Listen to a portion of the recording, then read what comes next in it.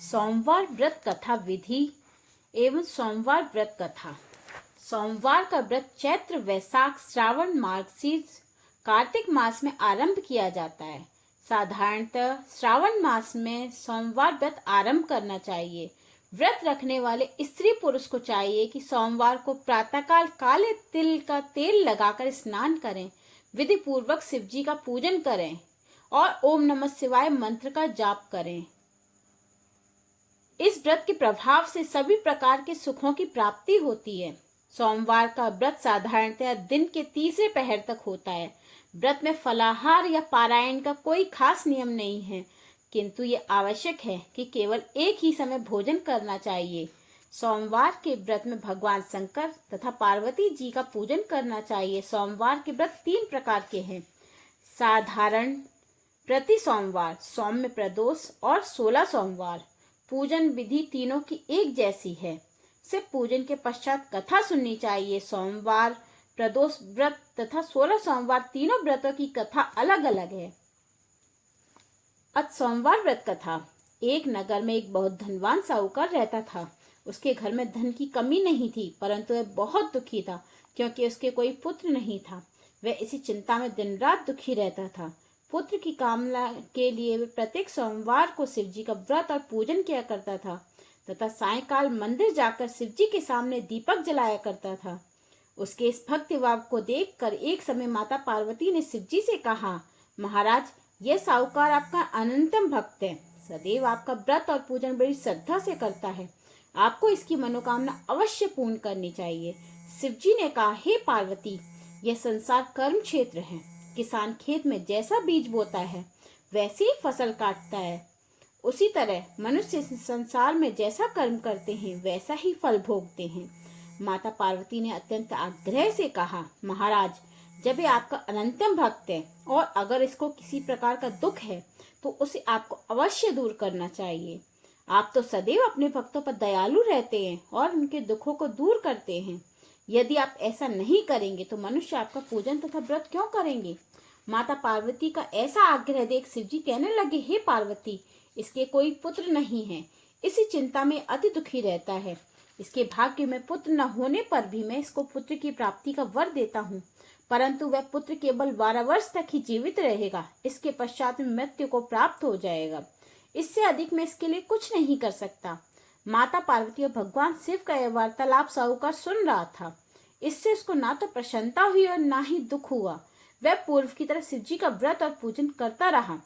कुछ समय पश्चात साहूकार की स्त्री गर्भवती हुई और 10वें महीने में उसके गर्भ से अति सुंदर पुत्र उत्पन्न हुआ। साहूकार के घर में बहुत खुशियां मनाई गई, परंतु साहूकार तो ये जानता था कि उसकी केवल 12 वर्ष की ही आयु है, इसलिए उसने अधिक प्रसन्नता प्रकट नहीं की और ना ही किसी को यह भेद ही बताया। जब वह बालक 11 वर्ष का हो गया तो बालक की माता ने उसके पिता से उसका विवाह करने के लिए कहा। साहूकार ने कहा, अभी मैं इसका विवाह नहीं करूंगा, मैं अपने पुत्र को काशी पढ़ने के लिए भेजूंगा। साहूकार ने बालक के मामा को बुलाकर उनको बहुत सा धन देकर कहा, तुम इस बालक को काशी पढ़ने के लिए ले जाओ और रास्ते में जिन जिन स्थानों से भी जाओ, यज्ञ करते, ब्राह्मणों को भोजन कराते तो दक्षिणा देते हुए जाना।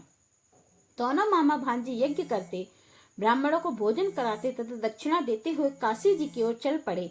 रास्ते में एक शहर पड़ा। उस शहर में राजा की कन्या का विवाह था, परंतु जो राजकुमार विवाह कराने के लिए आया था वह एक आंख से काना था। उसके पिता राजा को इस बात की बड़ी चिंता थी कि कहीं राजकुमार को देखकर राजकुमारी या उसके माता पिता विवाह में किसी प्रकार की अड़चन न पैदा कर दें। जब उसने सेठ के अति सुंदर लड़के को देखा तो मन में विचार किया, क्यों न द्वाराचार के समय इस लड़के से वर का काम चलाया जाए। ऐसा मन में विचार कर उस राजकुमार के पिता ने उस लड़के और उसके मामा से बात की। वे राजी हो गए। फिर साहूकार के लड़के को वर के कपड़े पहनाकर तथा घोड़ी पर बैठाकर कन्या के द्वार पर ले गए। सभी कार्य प्रसन्नता से पूर्ण हो गए। राजकुमार के पिता ने सोचा कि यदि विवाह भी इसी लड़के से करा लिया जाए तो क्या बुराई है। ऐसा विचार कर लड़के और उसके मामा से कहा, यदि आप फेरा और कन्यादान के काम को भी पूरा करा दे तो आपकी बड़ी कृपा होगी। मैं इसके बदले आपको बहुत सारा धन दूंगा। दोनों ने इसे सहर्ष स्वीकार कर लिया। विवाह कार्य बहुत अच्छी तरह से संपन्न हो गया। सेठ का पुत्र जिस समय जाने लगा तो उसने राजकुमारी की चुन्नी के पल्ले पर लिख दिया, तुम्हारा विवाह मेरे साथ हुआ है। परंतु जिस राजकुमार के साथ तुम विदा होगी वे एक आंख से काना है। मैं काशी पढ़ने के लिए जा रहा हूँ। सेठ के लड़के के जाने के पश्चात जब राजकुमारी ने अपनी चुन्नी पर ऐसा लिखा हुआ पाया तो उसने काने राजकुमार के साथ जाने से मना कर दिया। उसने अपने माता पिता को सारी बात बता दी और कहा कि यह मेरा पति नहीं है, मेरा विवाह इसके साथ नहीं हुआ है। जिसके साथ मेरा विवाह हुआ है वह तो काशी पढ़ने के लिए गया है।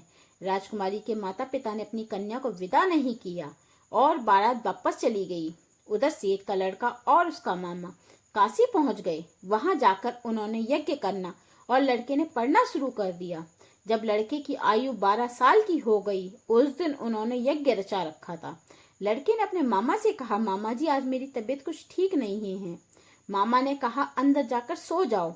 लड़का अंदर जाकर सो गया और थोड़ी देर में उसके प्राण निकल गए। जब उसके मामा ने आकर देखा कि उनका भांजा मृत पड़ा है तो उसको बड़ा दुख हुआ। उसने सोचा कि अगर मैं अभी रोना पीटना मचा दूंगा तो यज्ञ का कार्य अधूरा रह जाएगा। अतः उसने शीघ्रता से यज्ञ का कार्य समाप्त करवाकर ब्राह्मणों के जाने के बाद रोना पीटना शुरू कर दिया। संयोगवश उसी समय से पार्वती उधर से जा रहे थे। जब उन्होंने जोर जोर से रोने की आवाज सुनी तो पार्वती जी कहने लगी, महाराज कोई दुखिया रो रहा है, इसके कष्ट को दूर कीजिए। जब शिव पार्वती वहां पहुंचे तो उन्होंने पाया वहां एक लड़का मृत पड़ा था। माता पार्वती कहने लगी, महाराज यह तो उसी सेठ का लड़का है जो आपके वरदान से उत्पन्न हुआ था। शिव जी ने कहा, हाँ पार्वती, इसकी आयु इतनी ही थी जो यह भोग चुका। तब पार्वती जी ने कहा, हे महाराज इस बालक को कुछ और आयु दे दो, नहीं तो इसके माता पिता तड़प तड़प कर मर जाएंगे। माता पार्वती के बार बार आग्रह करने पर शिव जी ने उसको जीवन का वरदान दिया। शिव जी की कृपा से वह लड़का जीवित हो गया। शिव जी और पार्वती दोनों कैलाश पर्वत को चले गए। शिक्षा पूर्ण होने पर वह लड़का और उसका मामा उसी प्रकार यज्ञ करते, ब्राह्मणों को भोजन कराते तथा दक्षिणा देते हुए अपने घर की ओर चल पड़े। रास्ते में उसी शहर में आए जहां उस लड़के का वहां की राजकुमारी से विवाह हुआ था। वहां आकर उन्होंने यज्ञ आरंभ कर दिया। उस लड़के के ससुर वहां के राजा ने उसको पहचान लिया और महल में ले जाकर उसकी बहुत आप भगत की। फिर बहुत से दास दासियों सहित आदर पूर्वक अपनी राजकुमारी और जवाई राजा को विदा किया। जब वे अपने शहर के निकट आए तो मामा ने कहा कि पहले मैं तुम्हारे घर जाकर तुम्हारे माता पिता को खबर कर आता हूँ। जब उस लड़के का मामा घर पहुंचा तो उसने देखा लड़के के माता पिता घर की छत पर बैठे थे। उन्होंने ये प्रण कर रखा था कि यदि हमारा पुत्र सकुशल लौट आया तो हम राजी खुशी नीचे आ जाएंगे, नहीं तो छत से गिरकर अपने प्राण दे देंगे। उस लड़के के मामा ने आकर जब यह समाचार दिया कि आपका पुत्र आ गया है तब उनको विश्वास नहीं आया। तब मामा ने शपथ पूर्वक कहा कि आपका पुत्र अपनी पत्नी तथा बहुत सारा धन साथ लेकर आया है। तो सेठ प्रसन्नता से भर उठा। सेठ सेठानी आनंद पूर्वक नीचे आए। बाहर आकर उन्होंने अपने पुत्र तथा उसकी पत्नी का भरपूर स्वागत किया। सभी प्रसन्नता के साथ रहने लगे। जो कोई सोमवार के व्रत को धारण करता है अथवा इस कथा को पढ़ता है या सुनता है उनके सब दुख दूर होकर उनकी समस्त मनोकामनाएं पूर्ण होती हैं तथा इस लोक में नाना प्रकार के सुख भोग कर अंत में सदाशिव के लोक को प्राप्त होता है। बोलो हर हर महादेव।